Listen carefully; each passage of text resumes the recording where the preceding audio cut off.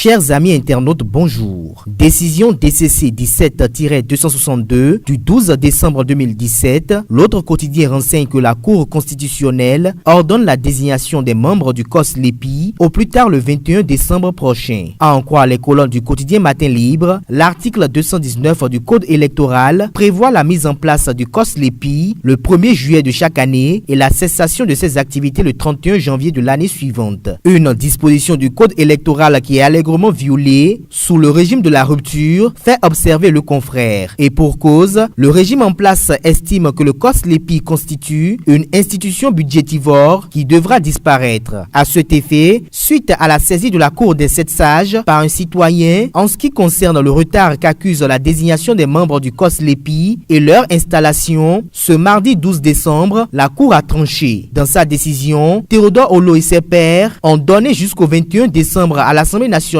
pour procéder à la désignation des membres du COS-LEPI qui devra être installé au plus tard le 29 décembre 2017. Fraternité et le génie parlent des injonctions de la Cour constitutionnelle à l'Assemblée nationale. Mieux, le Télégramme indique en deuxième titre à la une que la Cour constitutionnelle rappelle l'Assemblée nationale à l'ordre. Le COS-LEPI doit être installé au plus tard le 29 décembre 2017. La nation complète et apporte la précision selon laquelle la mission de cet organe devra prendre fin impérativement le 30 juin 2018. Offensive diplomatique à l'ère du nouveau départ, Patrice Talon a le pied sur l'étrier, se réjouit Libération ce jour en manchette. Le Challenge nous informe de l'arrivée effective de la secrétaire générale de l'Organisation internationale de la francophonie, OIF, à Cotonou. Le Canard révèle que Michel Jean a été accueilli par le ministre des Affaires étrangères et de la coopération, Aurélien Agbenossi. L'hôte entend surtout pendant son séjour ajuster la coopération entre son institution et le Bénin, indique le quotidien national d'information. First Info apporte la précision selon laquelle économie, jeunesse et culture vont meubler cette visite.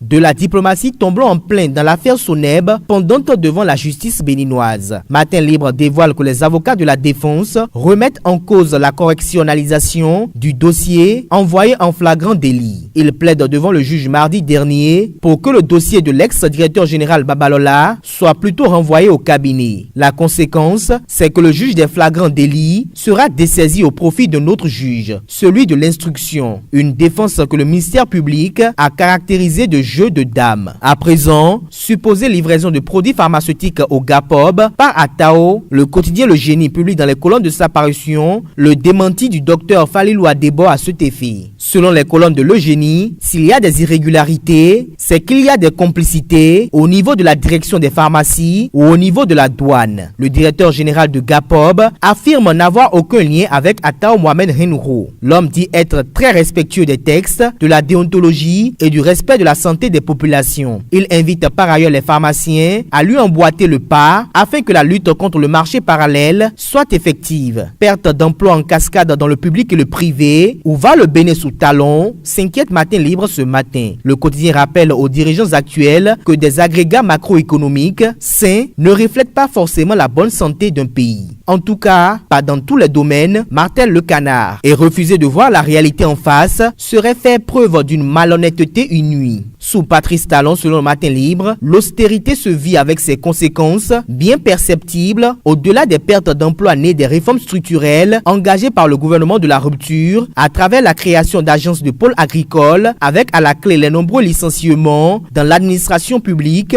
Il y a le secteur privé qui manifeste de plus en plus son essoufflement. Subvention au club de football, Libération rapporte que 319 millions de francs CFA sont alloués à 58 clubs. La nation renchérit et précise que le gouvernement a subventionné la Fédération béninoise de football FBF et les clubs du championnat. Et pour finir, privatisation déguisée du port autonome de Cotonou, First Info constate que Patrice Talon fonce tête baissée.